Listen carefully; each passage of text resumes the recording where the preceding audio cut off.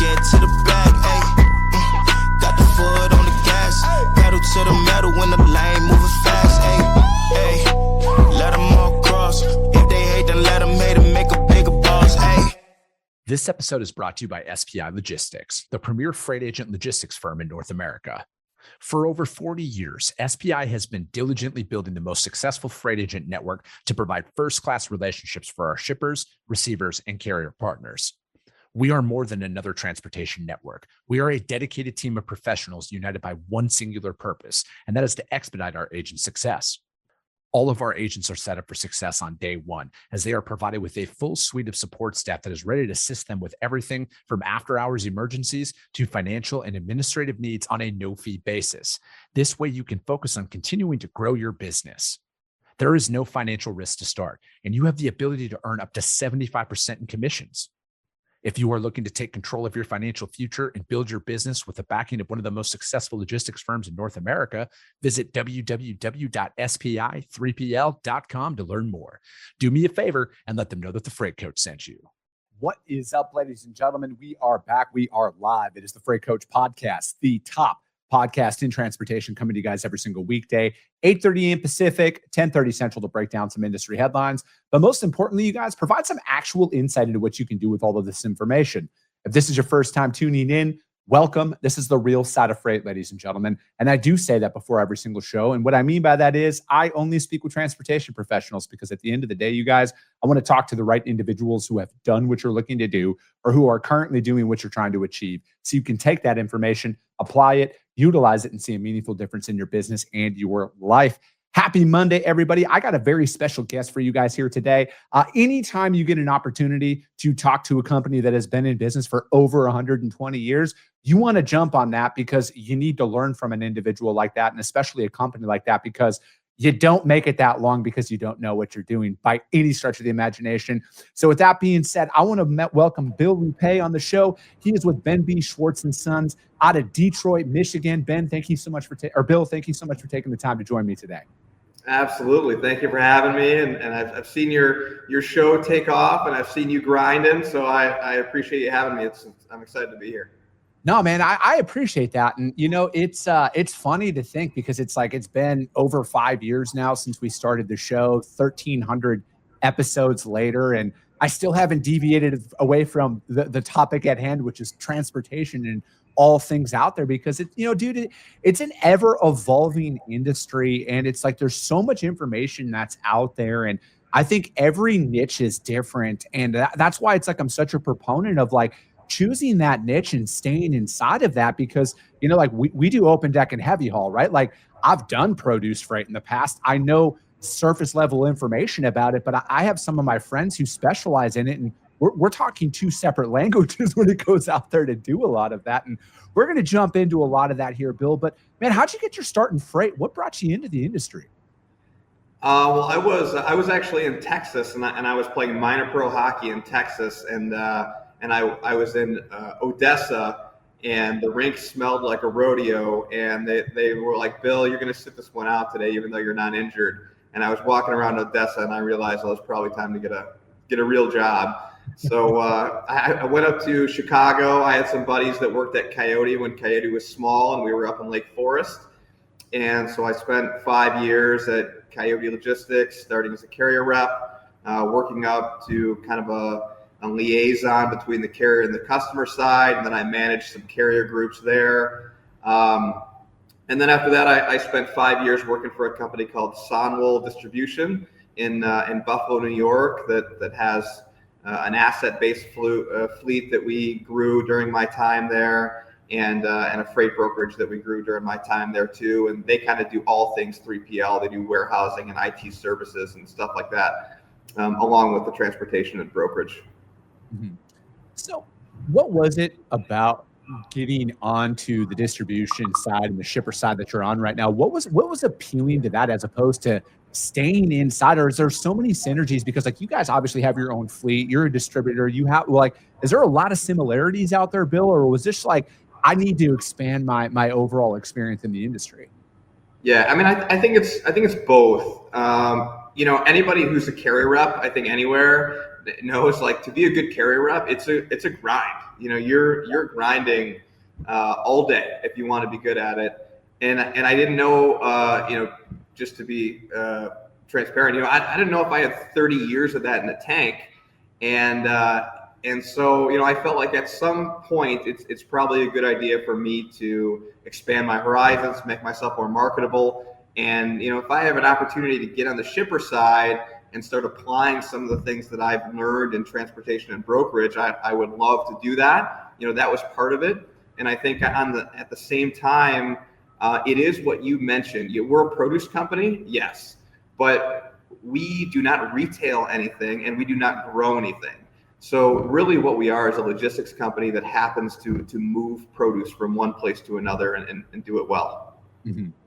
What is it about this side of the industry, specifically about, distributing, that was kind of like an eye opener for you coming in, with all of your vast experience on the brokerage and asset side of things, now going over here, like, what was that biggest mindset shift you think that you had to overcome? So I think it was, especially during my time at Coyote and I think probably, really all the time in freight brokerage, but it's a race to see who can win. It might be a race to see who can have the best new technology, who can be more efficient than somebody else. There's a separate argument to be had about how far it's appropriate to automate a lot of the things that are done in freight brokerage. And the thing that I guess there's a couple things there that where I had to have a mindset shift is, like, number one, the produce industry is very antiquated most places, and technology wise they are, I think, behind many industries. So you've got farmers and growers who are picking stuff out of the field to bring it to a shed, and their technology and desire for technology is just very limited. And in the wholesale distribution space, a lot of companies are still doing the things the same way they did in the 70s and 80s. So it was a shift for me to go from, okay, like I'm at Coyote and we're competing with Command, and we're competing with Uber or Arrive or whoever's around at the time, and like everybody's in this competition for technology and who can be more efficient faster. And this industry is not like that at all. It's like most companies are behind, and most companies don't care about the automation and efficiency approach. So I saw it as a huge opportunity because there's hanging fruit everywhere, and I can take a lot of the stuff that I know and apply it to what we do here.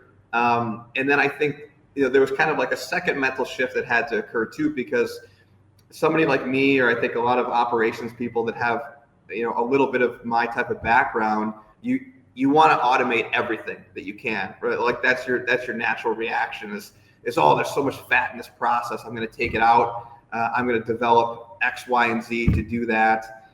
And what was important for me is realizing the customers here don't always care about that.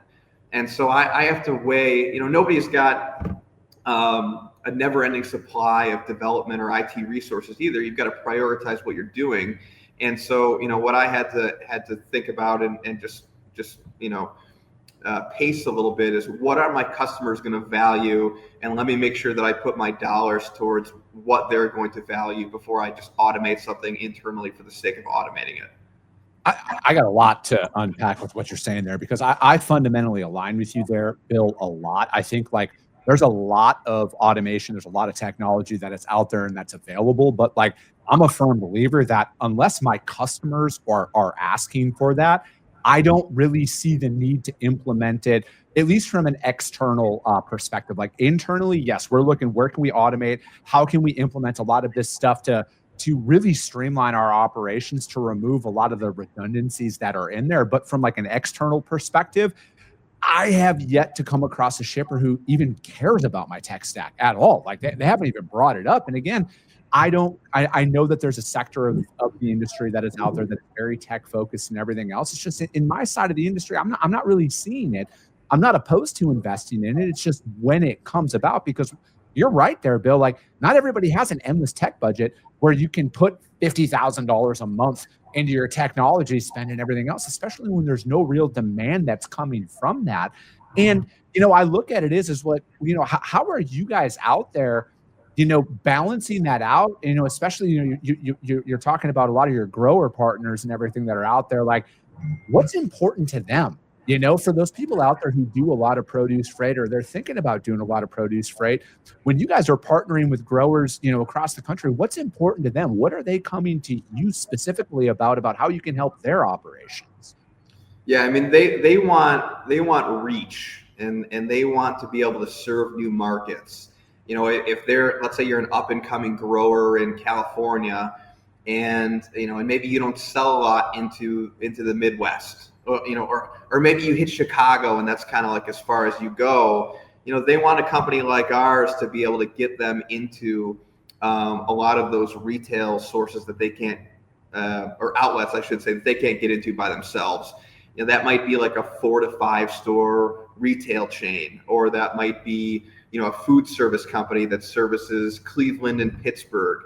And so I think that's where we add a lot of value is there's a ton of smaller retailers that aren't your national retail brands. They're not your Albertsons or your Kroger or your Meijer or your Roundy's.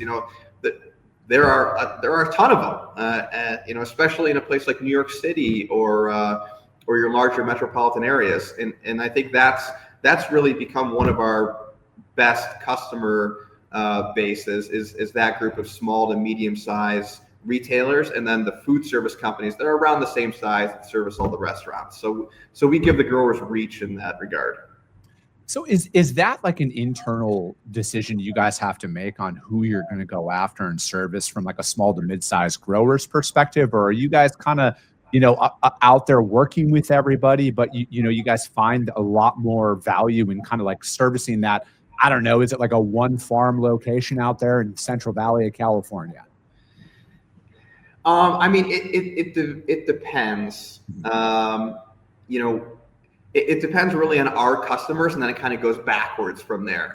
So like in Detroit, for example, we have a lot of 4 to 5 store high-end retail chains, and like small retail chains, I'm saying. And they are going to buy the fanciest product. They care about the price, but what they care much more about is having better quality than anybody else is doing what they're doing. So they're willing to pay for high-end stuff. Then we have another segment of our business that's food service, where they're not as quality driven and they're a little bit more price driven. And then we've got another segment of when we're serving those national retailers, like your Kroger, Meijer, Walmart, whoever it might be. They're calling us more on a shorts basis. So, hey, something happened where we're short on X product. We need you to deliver us some at the very last minute because, something happened that we didn't foresee. And again, they're also in that segment not looking for the best product that they can possibly find that, they don't have the money to pay for. It just doesn't work in their business model. So we take all those things and then we go backwards because we have to now source what best fits each one of our customer outlets. And, we can't have too much of one thing and not enough of another. And that's really our job, is to figure out, what exactly is that quality level that our customer base is demanding? When do they need it? At what price point? And then we go and we source it and we try to have it, year round, which, growing seasons are not year round, but it's our job to figure out where that stuff grows year round. Is that how you guys, to kind of like shift into like a little bit of a freight question here, is that how you guys decide when you utilize your own assets or utilize an outside provider to help you guys source that? If it's that, large retailer, it's like, it's a last minute, hey, we need something here. Is it a lot easier to utilize your own capacity than to ever go out there? Or is it specifically, or is it like commodity specific in that moment? It's like, hey, it's grow season. We got to get this out of Nogales, Arizona right now. We don't have a truck out there. Let's use somebody else for this one. When we're delivering to our customers and it's time sensitive, you're 100% right. It's so much easier to use our own equipment because of the control factor. Sometimes it's a little bit more expensive, mostly because we're deadheading our guys back from all these deliveries throughout the Midwest. But it's so much easier to control the whole process. I know when the driver is getting to the terminal, I talk to the guy all the time. He's going to get in our truck. We have our Samsara in it. We can communicate with the customer and give them updates whenever we need to. And so that's how we can offer that higher level of customer service, but it requires us to use our own equipment. I think it's interesting when we've tried to, we bring in all this product from California or Nogales or Florida, Georgia, or the East Coast, all these produce growing regions and ports all the time.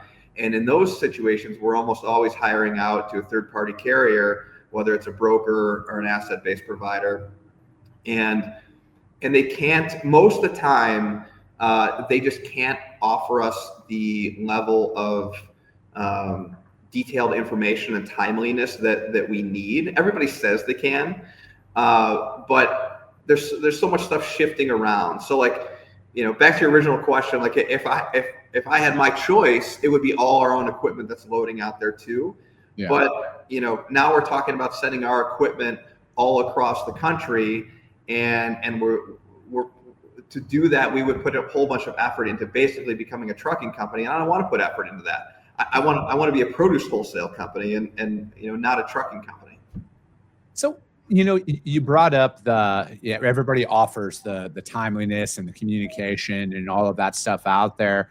What's one of the biggest things that you wish transportation providers would almost lead in with when it comes to we'll start at the solicitation phase of things, Bill, because again, this, anybody who's listening to this will be like, oh, of course you're going to say this, Chris. I almost bring in the perspective of what I can't do right away, because again, we're full truckload, partial truckload, open deck. That's it.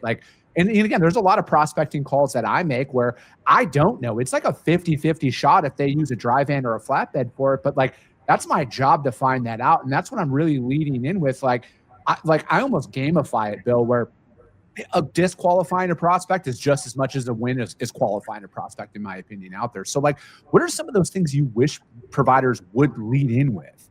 Yeah. I mean, you gain so much credibility, I think, doing what you're talking about. I think the worst ones are the guys who come and they say, we've got cheap rates and we've got capacity everywhere. Oh, okay. I mean, no, you don't.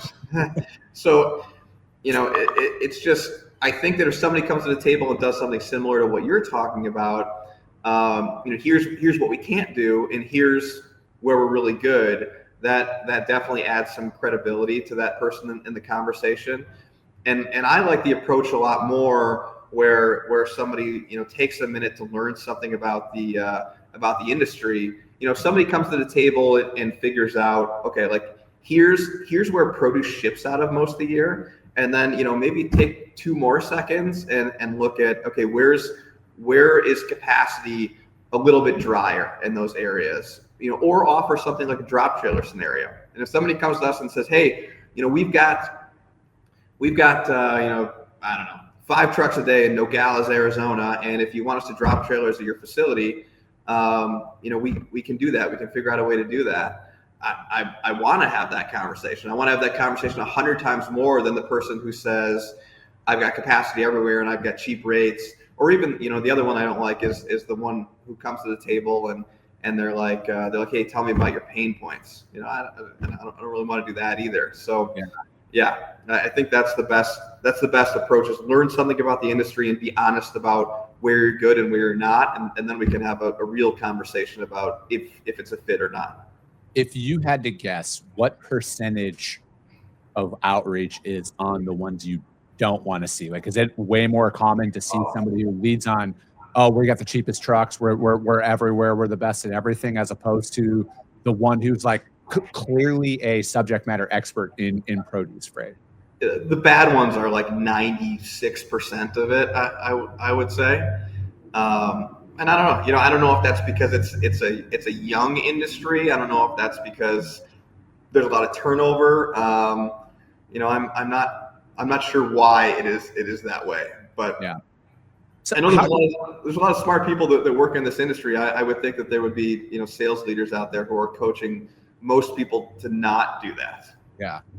How would you advocate for somebody to stand out in a crowd like that then, Bill? Because, from my perspective, I can tell like especially later in the day or later in the week, just like the another one of you tonality comes out in your voice, in the voice on people on the other end of the phone. And again, like, I don't take this stuff personally, right? Like, I know it's not Chris Jolly, the man that you're upset with. I know it's just the 50 other people who clearly talk over you and everything. And I get all of that.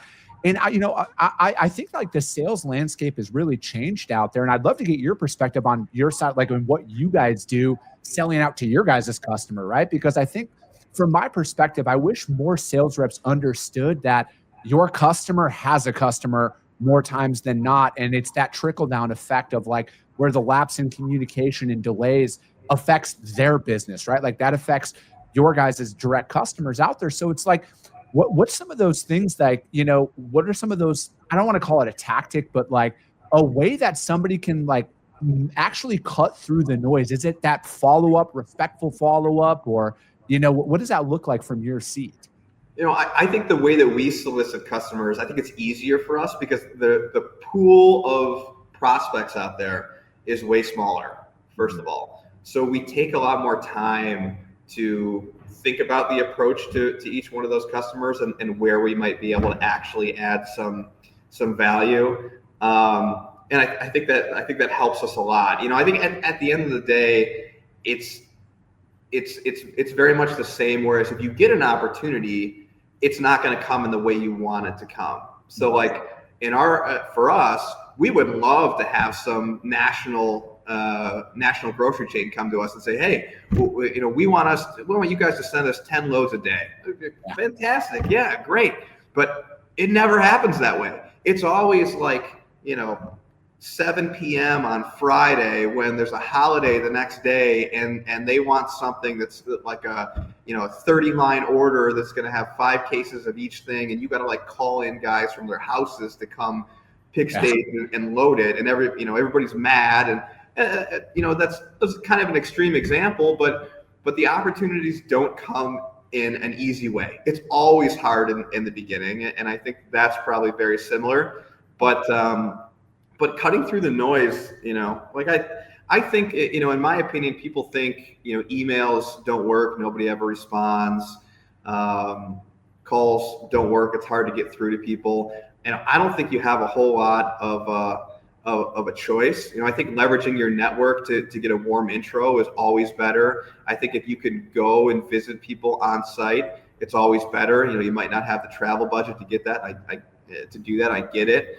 I think maybe picking an industry and going to a lot of the industry shows where there's not a lot of transportation providers, that also is a way to separate yourself and, hang out, go to,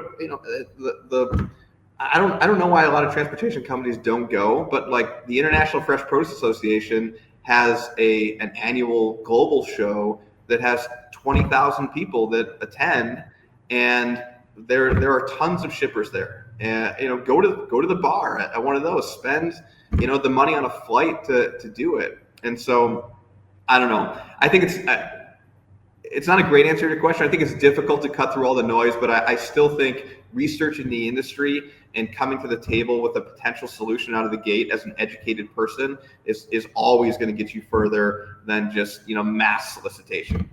Yeah, I look at it, Bill, that I think that, and I'm sure you guys deal with this as well, right? Like every prospect is different, right? And you have to have a multi-pronged sales approach that's out there. And that's why, like, I love cold calling people, like, because at the end of the day, you get a lot of information in like 15 seconds, right? Where they're going to be like, no, it's only email, or it's only this person, or it's this person, they're on vacation, whatever it is.